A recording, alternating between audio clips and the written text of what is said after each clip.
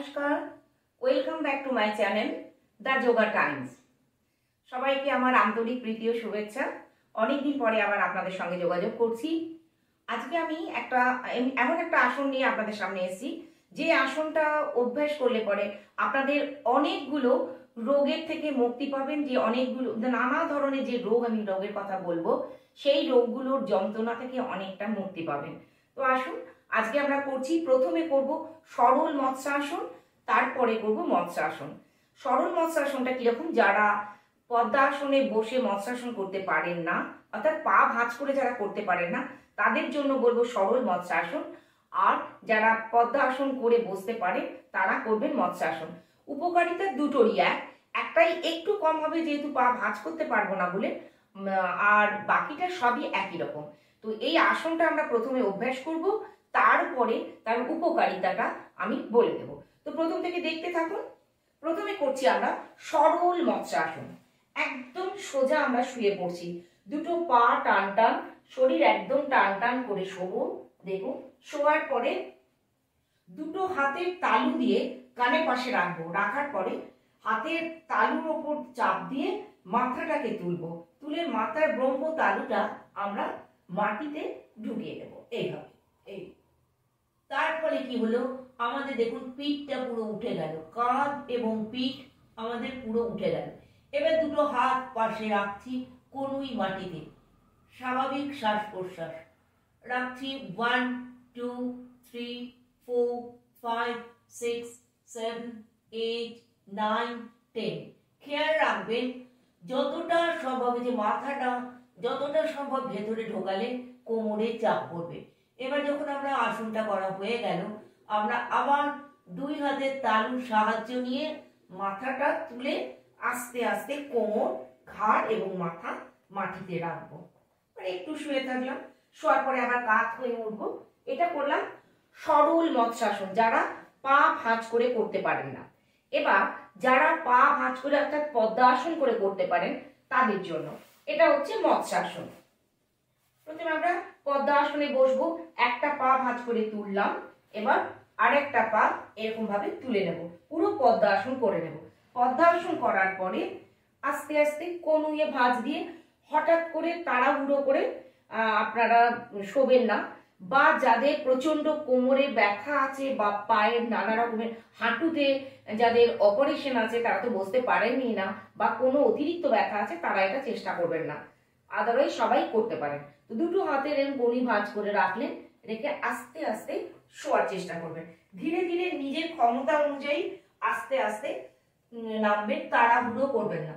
এরপরে কি করব, দুটো হাতের তালু সাহায্য নিয়ে আস্তে আস্তে মাথাটা ভেতরে ঢোকাবো। দেখুন, এই যে মাথা ভেতরে ঢুকে গেল, আমার পদ্মাসনের পা মাটিতে ঠেকে গেল।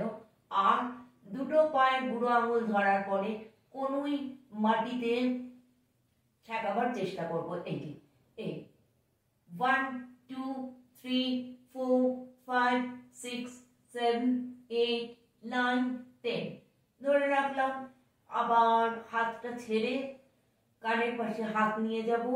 ধীরে ধীরে মাথাটাকে উঠিয়ে কাঁধ কোমর নামালাম। নামানোর পরে আবার কনুয়ে ভর দিয়ে আস্তে আস্তে সাবধানতার সঙ্গে আমরা উঠে বসবো। এটা ছিল আমাদের মৎস্যাসন। তো মৎস্যাসন যেই হয়ে গেল, এবার কি করব, মৎস্যাসন করলাম আমরা পিছনের দিকে, কোমরটাকে এরকম ভাবে ঝুঁকিয়েছি। মৎস্যাসন করার পরে আমাদের সঙ্গে সঙ্গে তার একটা বিপরীত আসন করা উচিত। তো সেই জন্য আমরা কি করব, মৎস্যাসনের সঙ্গে সঙ্গে হয় আমরা হলাসন করব, যারা হলাসন করতে পারেন তারা হলাসন করবেন, কিংবা যারা পারেন সর্বাঙ্গ আসন করতে তারা সর্বাঙ্গ আসন করার চেষ্টা করবেন। তো প্রথমে আমি আজকে হলাসনটা একবার করে দেখাই। এই সঙ্গে সোজা শুয়ে পড়ব, শুয়ে একদম স্ট্রেট শোয়ার পরে চেষ্টা করব দুটো পা আস্তে আস্তে তুলে এই নিয়ে যাব। রাখলাম 1 2 3 4 5 6 7 8 9।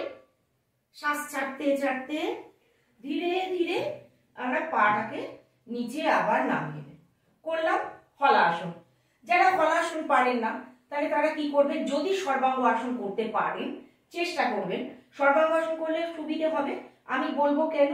এবার দেখুন, সর্বাঙ্গ আসন যখন করবো আমরা, তখন দুটো পা একদম স্ট্রেট, ধীরে ধীরে পাটা তুলবো, তোলার পরে কোমরে হাত দেব, এবার পিঠে হাত একদম চেষ্টা করব পিঠে হাত দিয়ে 1 2 3 4 5 6 7 8 9, ধীরে ধীরে শ্বাস ছাড়তে ছাড়তে আপনার ক্ষমতা অনুযায়ী ধীরে ধীরে পায়ে নামাবেন। নামানোর পরে দুটো হাতের তালু ওপরে খোলা, পা দুটো একটু ফাঁক, মুখটা খুলে স্বাভাবিক শ্বাস প্রশ্বাস নেওয়ার চেষ্টা করবেন একটু শুয়ে থেকে। এটা হলো সর্বাঙ্গ আসন। তো আমরা করলাম, প্রথমে করলাম সরল মৎস্যাসন এবং পরে করলাম মৎস্যাসন।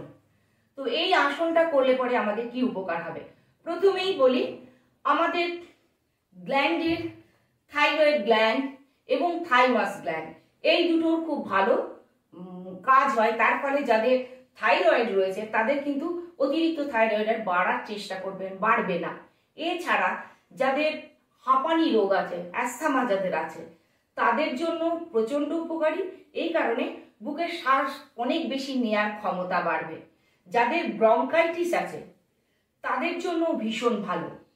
এছাড়া বলবো, আমাদের পেলভিক রিজিয়ন, এই যে কোমরের পেটের তলপেটের এই জায়গাটা, এইখানকার পেলভিক এরিয়াটা ভীষণ রকমের স্ট্রেচিং হয়। তার ফলে আমাদের এই লোয়ার অ্যাবসের অর্থাৎ তলপেটের জায়গাটা আমাদের ভীষণ রকমের ব্লাড সার্কুলেশন হয়। এছাড়াও আমাদের যেহেতু পাটা ভাঁজ করি, করার ফলে পায়ের স্ট্রেংথ বাড়ে আর থাইয়ের অতিরিক্ত ফ্যাট কমে।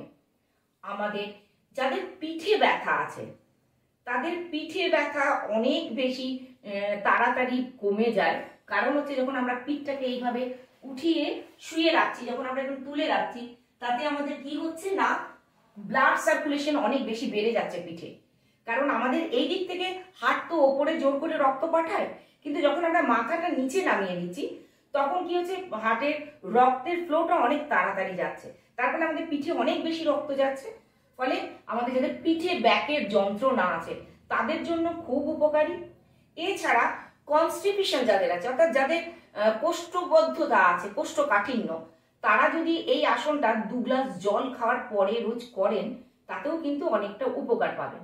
তাছাড়াও যাদের পাইলসের সমস্যা, অনেক ব্লিডিং হয়, তারা যদি এই আসনটা প্রতিদিন অন্তত 3 থেকে 4 বার করে প্র্যাকটিস করেন, তাদের কিন্তু ওই অতিরিক্ত ব্লিডিং হওয়াটা কমে যাবে। এছাড়াও আমাদের পুরো ইমিউন সিস্টেমটাও ভীষণ রকমের বুস্টিং হয়, স্টিমুলেট করে।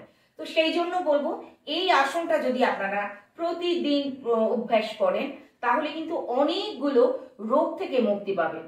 তবে একটা সাবধানতা আছে, যাদের পেপটিক আলসার আছে, যাদের হার্নিয়া আছে এবং যাদের হার্টের রোগ আছে, তারা কিন্তু এই আসনটা অভ্যাস করবেন না। আমি আবার বলছি, যাদের পেপটিক আলসার আছে, যাদের হার্নিয়া আছে এবং যাদের হার্টের রোগ আছে, তারা কিন্তু এই আসনটা অভ্যাস করার চেষ্টা করবেন না। বাকি সবাই চেষ্টা করুন। এমনকি যাদের হাঁটুতে প্রচন্ড ব্যথা, তারা যদি রোজ করতে থাকেন হাঁটু ব্যথাটাও অনেকটা কমে যাবে এবং আপনার হাঁটুর ফ্লেক্সিবিলিটি বাড়বে। তো চেষ্টা করুন মৎস্যাসন এবং সরল মৎস্যাসন, এই দুটো আসন যদি আপনারা প্রতিদিন অভ্যাস করেন তাহলে কিন্তু আপনারা অনেকগুলো রোগ থেকে মুক্তি পাবেন এবং নিজেকে আরো বেশি ইয়ং করে তুলতে পারবেন, অর্থাৎ অনেক বেশি যৌবন ধরে রাখতেও ভীষণ সাহায্য করে। আশা করব আপনাদের ভালো লাগবে এই আসনটা। আপনারা প্র্যাকটিস করুন, আপনাদের নিজেদের যা যা রোগ আছে সেইগুলো থেকে মুক্ত হওয়ার চেষ্টা করুন। আমি আপনাদের সঙ্গে থাকবো। আপনারা প্রতিদিন দেখতে থাকুন আমার এই যোগা সেশন।